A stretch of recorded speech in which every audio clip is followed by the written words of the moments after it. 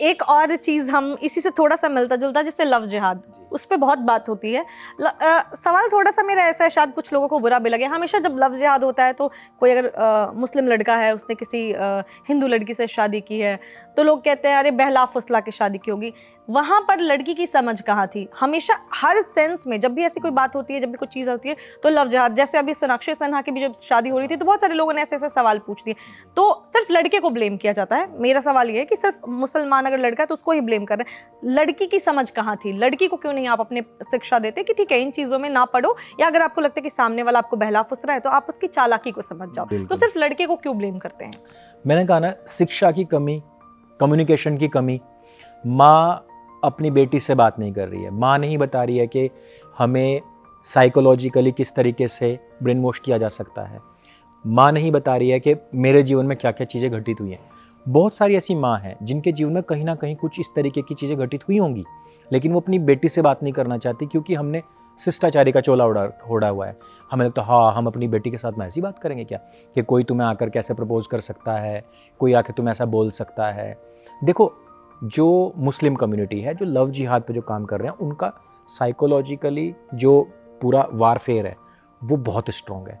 उनको पता है कि लड़की की साइकोलॉजी किस एज में क्या होती है और किस टाइम पे कैसी होती है, किस तरीके से किस टाइम पर उससे कैसी बात करनी है कि वो आए हमारी तरफ, हमसे बात करने के लिए मजबूर हो जाए। और स्टार्टिंग में एकदम वो लड़कों से नहीं करते हैं।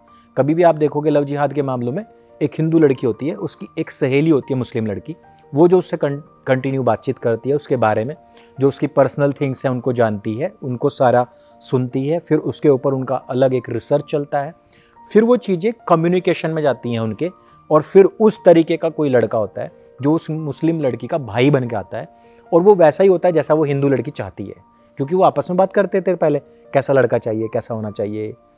वो सारी चीज़ें फिर यहाँ एक चयनित करके लाया जाता है उसकी लाइफ में। वो जो उसको पहली नज़र में हीरो लगता है, वहाँ से फिर वो चीज़ें स्टार्ट होती हैं। जो आपने कहा, चालबाज आदमी अपनी चालबाजी तो खूब करेगा। शतरंज का खेल आप खेलते हो तो शतरंज में चाल चलने वाला व्यक्ति तो अपना पूरा एफर्ट देगा। हमारी गलती है कि हम फंस क्यों रहे हैं। मैं कभी भी ये नहीं कहता कि उन लोगों की गलती है, यानी कि उस लड़के की गलती है जिसने फंसा लिया।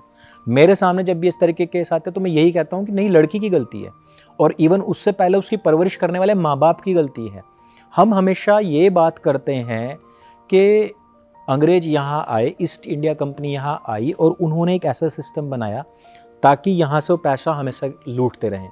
फिर हमारा देश आज़ाद हुआ और वो लोग चले गए, लेकिन ईस्ट इंडिया कंपनी की बहुत सारी कंपनी यहाँ पे थी और वो हमेशा यहाँ से चीज़ें लूटती रही। फिर उन्होंने बहुत सारे सिस्टम बनाए, जैसे कि ट्रेडमार्क का सिस्टम, जैसे कि WTO जो इसके ट्रेड ऑर्गेनाइजेशंस बनाए।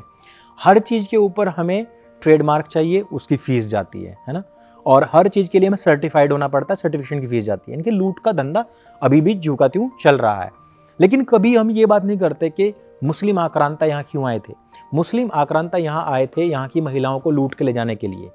और इवन जब पहला जो जंग हुई थी, जो पहली जंग हुई थी, उसमें तो वहाँ के जो लड़ाके थे, मुस्लिम देशों के जो लड़ाके थे, उन्होंने अपनी बीवियों को तलाक दे दिया था, और इवन कई ने तो अपनी बीवियों को मारने तक का आदेश दे दिया कि इनको ख़त्म कर दो, क्योंकि हम अब भारत में जा रहे हैं और वहाँ एक शाकाहारी समाज है जहाँ की स्त्रियाँ बहुत कोमल हैं। हमारे यहाँ की मांसाहारी लड़कियाँ हैं जिनका शरीर बहुत टफ और मर्दाना होता है, लेकिन हम जा रहे हैं एक ऐसे देश जहाँ के शाकाहारी लोग हैं जो दूध से नहाते हैं, जिनका श्रृंगार भी गुलाब रस से होता है, और वो जो खाते हैं ऐसी चीज़ें जो हमारे यहाँ मिलती भी नहीं हैं, और उस भूख में वो लोग यहाँ आए थे। आज हमें लगता है कि मुगल ख़त्म हो गए, उनका शासन ख़त्म हो गया, लेकिन हम कभी ये विचार नहीं करते कि उन्होंने जो सिस्टम उस टाइम बनाया था हिंदुओं की स्त्रियों को ले जाने का, वो आज भी बदस्तूर जारी है।